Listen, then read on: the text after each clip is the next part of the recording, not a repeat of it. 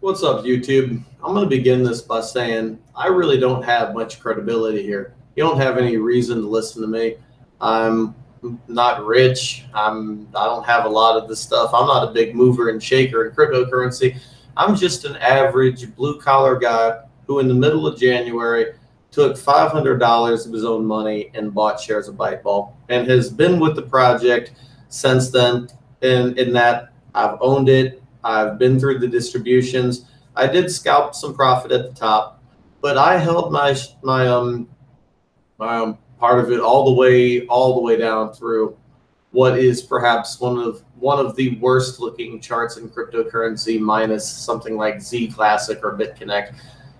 And it's been depressing, especially for those of us in this market who just waited and waited and waited, and finally in December and into January, things looked like they were turning around. News with Byteball was picking up. The distribution had been postponed, but it was still tentatively scheduled. And even through February, there was still some enthusiasm, especially leading up.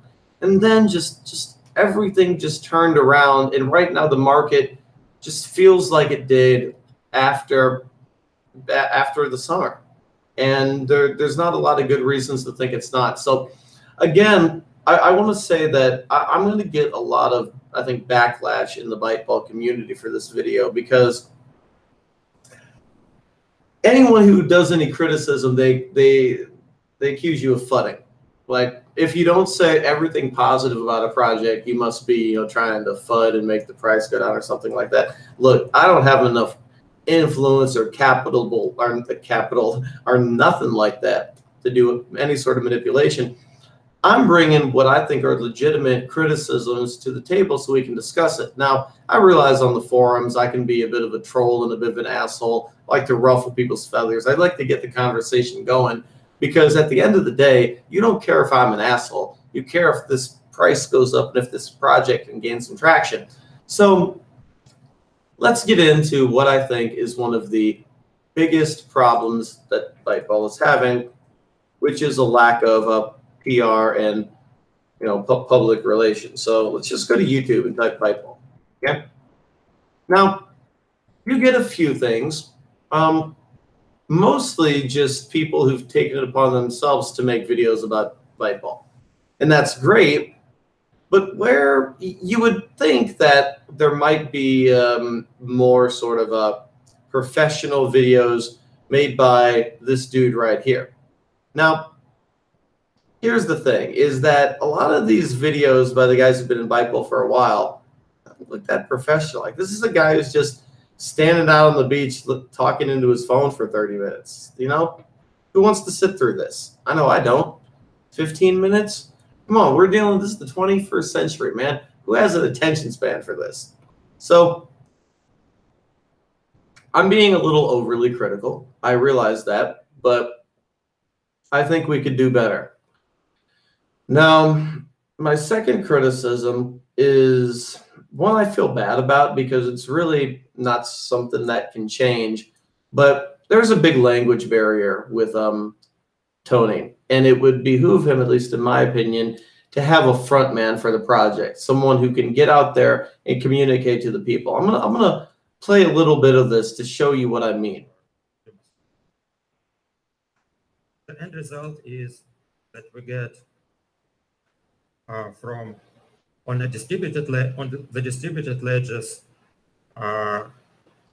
everyone can become an insurer and offer his insurance products on a platform that is transparent, enables trust, and that is accessible to everyone. Okay, so if you have the patience to kind of wait for him to say what he's saying, he knows what he's talking about, no question about it. And I don't want to take nothing from the guy, because he's obviously a genius. But I got a background in the chess community, and we got our fair share of eccentric geniuses who are socially awkward. And the problem here is that he doesn't communicate well. I don't mean to be critical of the guy, but that's important when you're standing on a stage here in front of people listening. I mean, let's take this to full screen real quick. Look at the audience. Looking down, down. he's not holding the attention, and that's also a problem. Thank you. Body language looks bored, not engaged. And then sort of an obligatory clap after they realize he was finished. Not impressive at all. And again, I'm not trying to be too critical of the guy. He's doing the best he can, but I think we all have to realize we have our own shortcomings, right? And maybe this is Tony's shortcoming. But another issue, website itself. I think there should be some type of official forum on the Byteball website where Tony or some official representative is actively engaging with the community. Like, honestly, I don't think there's any excuse for not posting every day, or at least several times a week. It doesn't take that long.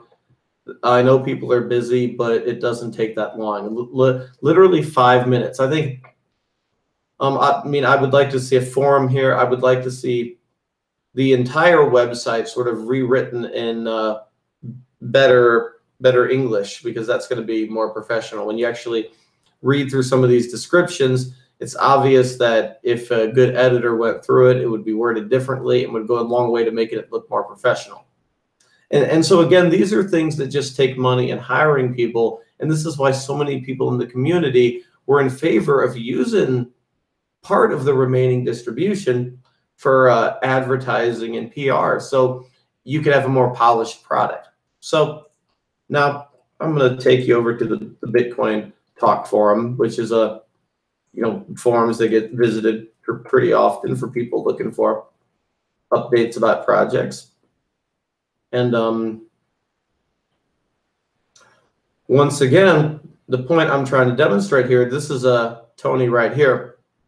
And I haven't looked at this in a few days, but usually I can guarantee you that you got to scroll back through 10 or 20 pages before you can see something from Tony.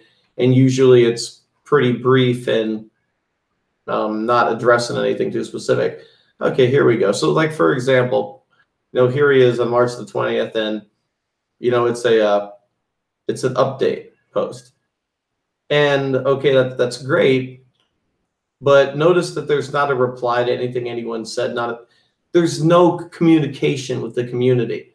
And this is even more demonstrated more when Tony kind of seems to reject every good sounding idea.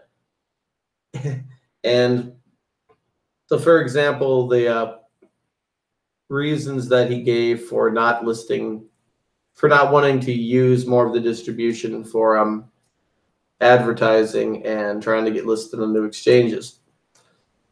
The biggest issue was that he said we need to be more concerned with getting more unique users into the project, more people actually using Byteball, right?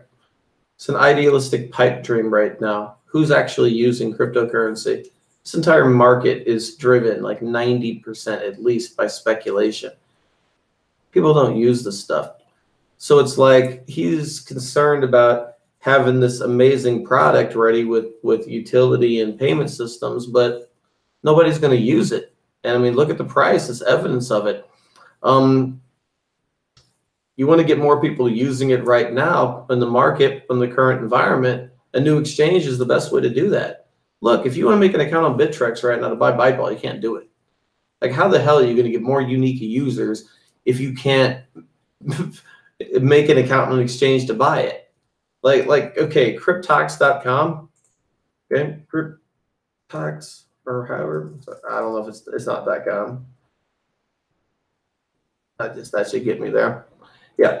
Okay, this is not the easiest thing to use if you're new to cryptocurrency, because you have to use two-factor authentication. You have to use two-factor authentication every time you want to do like a deposit or withdrawal or anything like that. And if you're somebody who's new to crypto and you're still uncomfortable with something like Poloniex or Bittrex, this is even more scary. And it's just another obstacle. And that's the problem, is that, yes, if you know cryptocurrency and you're dedicated, you can figure out how to get some Byteball. it's not like Byteball is impossible to get, but there's obstacles that don't need to be there. And now it seems that a lot of the current development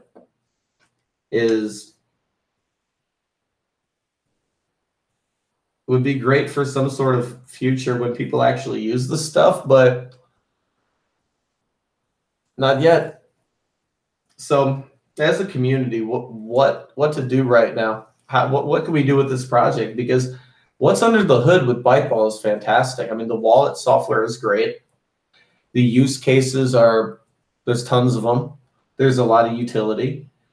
And I think we have to get this listed on a different exchange. We have to. I think that's priority number one. I don't understand why anyone in the community would say any different right now.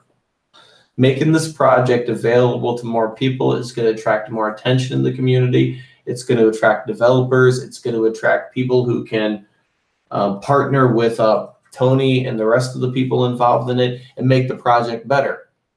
And I really fear if that doesn't happen, Byteball is going to be the tragedy of cryptocurrency. It's going to be the biggest tragedy because it's like the best one, right? It's a DAG platform. It's got a lot of things going for it, and it's got no PR and marketing. And I got to tell you, watching IOTA and watching Nano blow past Byteball, especially Nano, like Ryblox and then Nano, when it rebranded, and it goes from like a $30 million market cap to $5 billion, while Byteball stands still and watches it happen. And a lot of us in this community felt like that should have been us. The price was already moving up. And no, I mean, and I think Tony is really out of touch because of what happened with that distribution. Because he scheduled it, but he admitted that it was tentative.